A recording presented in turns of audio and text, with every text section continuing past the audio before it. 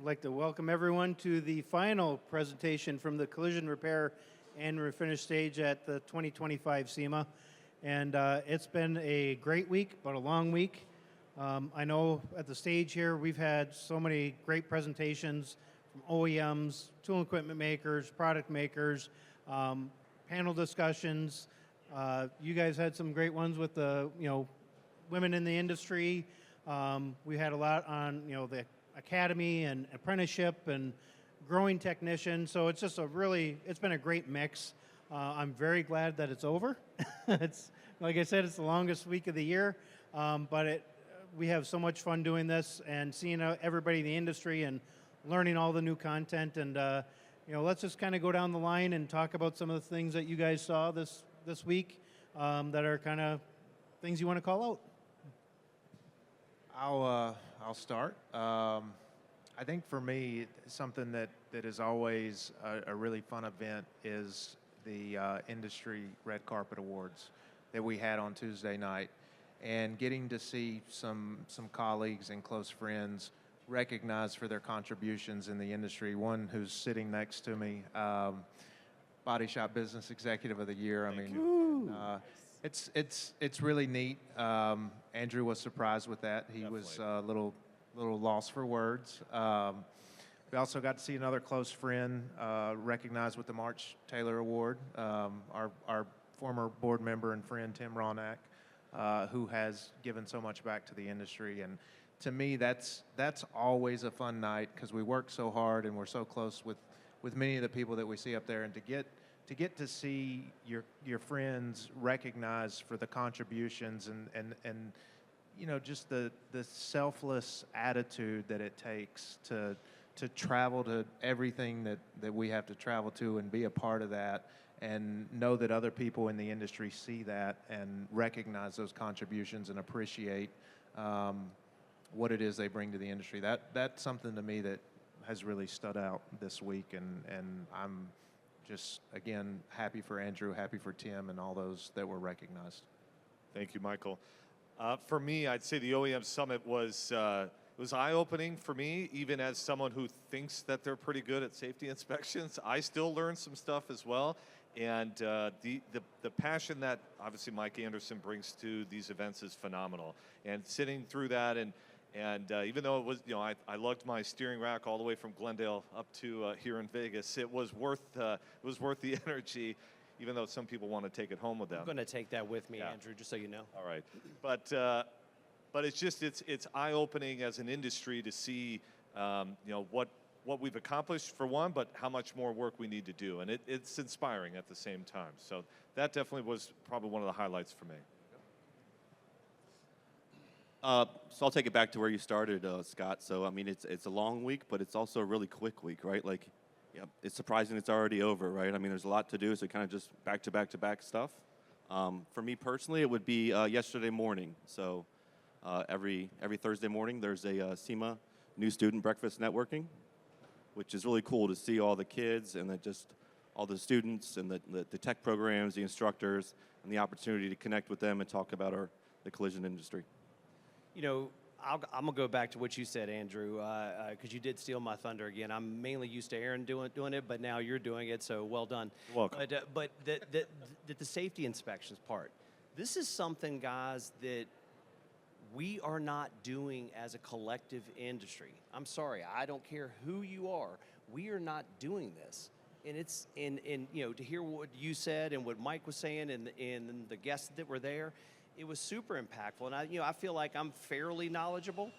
Hello? Okay. I feel like I'm fairly knowledgeable on this, but no, it makes me see each day that I'm not. Now, I'll say that, and there's one thing a little bit outside of the realm here, but let's go back to CIC. Okay, that happened for this week too. It was early in the week, but there were statements made. To get an open mic, and I know we're not going to get down into it, but these were things that deeply affect our industry. The one thing that was brought up, and I think Michael, you came in a little bit after that, but it was like that statement to me was impactful because that affects every collision that repair center in the United States. True? Very true. And these are things that, you know, from a right and wrong aspect in my mind, that's wrong. And I think that I was certainly glad that you guys, you know, that the society and Michael, you too, that got up and spoke, because that for me was super impactful. You know, I think it's one of those things you're talking about, the safety inspections, how you learn things. And it really goes to show you, it doesn't matter how long you've been in this business. If you're not learning, you're doing something wrong. Yep. And, you know, all the presentations that we had here, all the stuff, all the different classes that were going on, meeting with the new vendors and their new products. And there's always so much to do. You could bring 20 people here and miss a ton of stuff. It's just impossible to see everything. But, you know, that's one of the great things that coming here really, I've been coming now for about 13 years. And every year you come away with so much more knowledge than you had before, meeting new people, and it just keeps growing that network, and the industry grows. And I think that's one of the powerful things about getting everybody together like this. That's why it's so important to come every year, right? You come last year and you think, well, it's the same next year. It's actually not, right? There's so much new stuff and so much stuff changes. That's why it's best to stay on top of it. Well, and to your point, Chris, I was talking with someone just the other day, and they're like, well, I don't know if I'm going, because, you know, I was just there 3 years ago at SEMA, right? And I go, okay, so you might as well say you haven't been there in 20 years, because if you haven't been to SEMA in 3 years, it's a completely different show. I mean, it's always something new. I mean, look no further than the ADAS Center. Isn't that cool? I mean, did you guys see all that was there and be able to see how from OEMs to again to aftermarket kits work, and then you can make an informed choice? I mean, I thought that was super cool. It really was, and you know, to bring it full circle a little bit, you talk about 3 years, right? Chris comes every year, and he finds something new at the wheel and tire section every year he comes, right? Like bringing it full circle, and it's fun. Yeah. It's a good opportunity for our business, Mike. Yeah, it's a great opportunity, great business opportunity. No, I think, look, you hear sometimes in the industry people talk about trade shows and you know, being dead or no value. I think there's some within the industry that refer to them that way. But if you're here and you're engaging and you're learning, I mean, the value proposition is just substantial, right? Because I as a business, I can come in and I can put hands-on new equipment that I'm going to need to employ in my business. I, as a business owner, can bring my technicians, my employees, my staffs out here to learn and train the seminar that Mike did, right? The OEM Summit with the safety inspections. Invaluable information that I would argue you're not getting anywhere else. I mean, is that fair? Like, the way he delved into that and talked from a real-world perspective as to how, as a shop, you can implement these things and be sure that you're being mindful of everything. And I think, like, you know, Andrew had a great prop with the steering gear. I think after Mike's... My steering gear is... right, your steering gear. But I think after Mike's presentation, you could go back and you could make some additional props that would really help drive that home further. And so I just think from start to finish throughout the week, the opportunities that are there are unlimited, really. And it's just a matter of how much you want to invest into this week as to what you can get as much out of it as you want. Right. And I've been coming for 11, 12 years. I know you're 15, 16, 17 years into it, maybe more. I'm not. Is it? Really? Yeah. Really? Was that? Yeah. But like, we always have a great time. We always learn something new. We always, you know, give each other a hard time. And Burton's always in the wheel and tire section. It's good. So, Scott, I mean, to steal that, I was just going to, you know, for me, above and beyond the fantastic exhibitors here, I mean, I'm always wowed by what I see and the folks that are here and the new products. It's just, again, my head swims. But then you take it to our fantastic training classes that we had. Again, I know that, you know, there's a lot within our team that does that, but those guys did a great job at bringing the right topics, the relevant topics, to get the right time. So for me, that was great. But I got to say, and Scott, you can get back to it, I promise. The thing that I love most was what we did for our students. The huge amount of tooling that we gave away. Wasn't that crazy? I mean, from welders to did we had the Milwaukee tool set? I mean, it was so cool to be able to give those to a vocational center to be able to do it. I love that. And to see people in the booth all week. Yeah, you that know, was great. competing and learning through the virtual reality tools and even the students that got to come in the booth and do that and see their level, because many of them are getting to do it back at their schools. So it's like playing video games with your kids. They've kind of got an advantage because they do it all the time. So it was really neat. And I think, I certainly appreciate all of the sponsors that contributed to make that happen, because the reinvestment into the next generation is something that it's important to everybody up on this stage. Yeah. A donation like that's really life-changing for a school too, right? Just be able to get that. I mean, these schools need all the help that we're willing to give them. I think one thing that I noticed over here on the stage area, we also had our virtual reality demo area, and it's just how many people come up and some have never played a video game before, and they try it and they get the hang of it, and it's the world that's coming, and there's a great place for all of that. But it's kind of funny that we're doing virtual reality here, and we're all together, when it's meant to kind of be remote and things like that. But it just shows that there's a lot of different ways to learn and grow and do these different things. And then we also had our hands-on welding over here. We had classrooms going on where you could learn about welding and then come down here do the hands-on. But there were also a lot of people that could come up that have never welded before and get their hands on a welder from some of our welding instructors, and really start to dig in. We even had one of the AV people helping us here at SEMA. She got in there and tried it. And, it's a great way to get exposure and learn new things and try something different. I just think that the resources available here, you can walk down any of these aisles and find someone that's willing to help you and to get you through a problem that you have.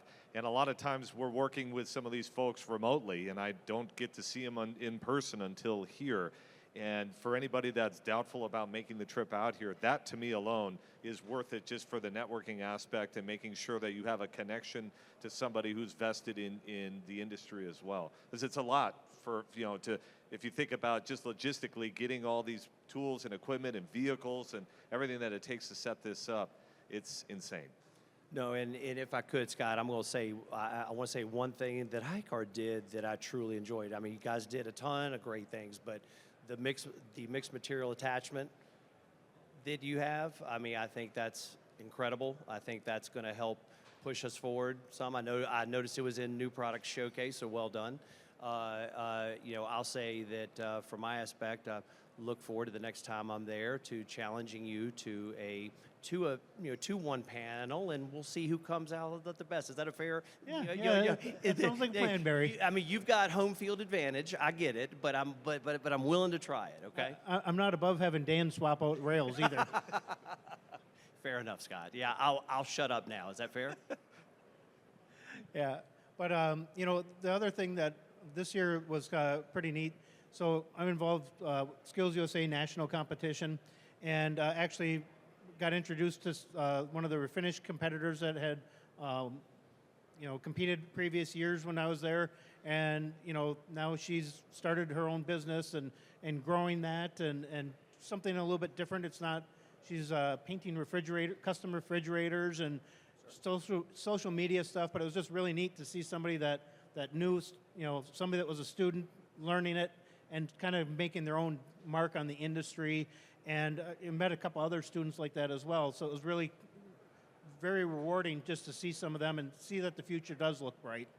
Yeah, I think that was really impactful to me as well. We got to spend the time with the students in our booth and listen to what they were excited about, what area of the industry they were learning, what they ultimately wanted to do, and how going down the road of the training maybe led them down a path they didn't expect to go. And so it's always neat when you've got young adults that are eager to learn and want to be hands-on, because I know that's something we kind of struggle with in the industry, right? And so to see the passion behind that and their excitement and just engage with them, I think was really impactful for all of us up here.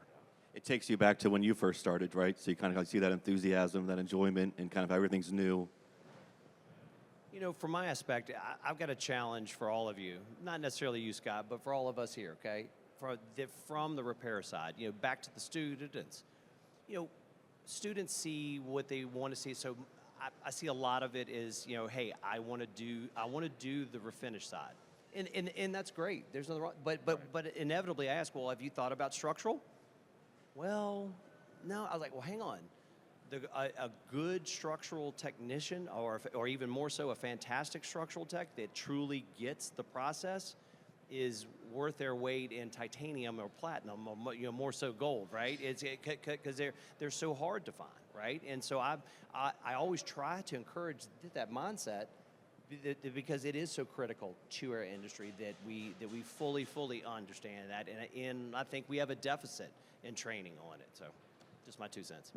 I was just going to add, you know, that's the one thing about it too. There's so many, you know, paths that a kid could go, or a student could go, whether it's not just, you know, refinish or body, but it's also, you know, the whole ADAS and the calibration and the whole being able to apply technology. I mean, the reality is younger people are better at technology than we are, right? So give them a laptop and let them get after it. Yeah, and speaking of technology, I have to give a shout out to the video team that have been here. Tim's been here since Thursday. And Tim's not gotten frustrated or upset with anybody, has he? he really hasn't. Okay. We actually didn't recognize him. He was so chill the whole week, and everything went pretty smooth. A few little hiccups, but yeah, the whole video team did a fantastic job. I got to thank Jason Black. I couldn't put this on without him. He's organized a lot of this with me, and he is, you know, indispensable. I don't even want to think about doing the stage if he wasn't here helping me do all this and keeping everybody organized. And it is definitely hurting the cats to get everybody and Mainly us. yeah, mainly you guys, but you know, and with all the things going on with everybody's flights and changes, and you know, different companies had travel restrictions put on them, and so this year has been definitely a very fluctuating year at the stage and getting everybody organized, but. Everybody's been great and stepping up, stepping in, and I think really made this very successful over here. Absolutely. You think there may be a problem with our flights home? Is that what you're? Yeah, well, I've not heard of this. What's yeah, going on? It's bad? TSA pre-check is not a thing anymore, so get there early and I'm never making it. I'm not gonna make it. You won't, Michael. You, yeah. Spending next week in Vegas. Yeah. So, you know, any other final thoughts? But thank you guys for coming up here, wrapping up the show with us, and we'll see you all back here next year for sure. Looking forward to it. Absolutely. Thanks, Scott. Thank you. Thank you, guys.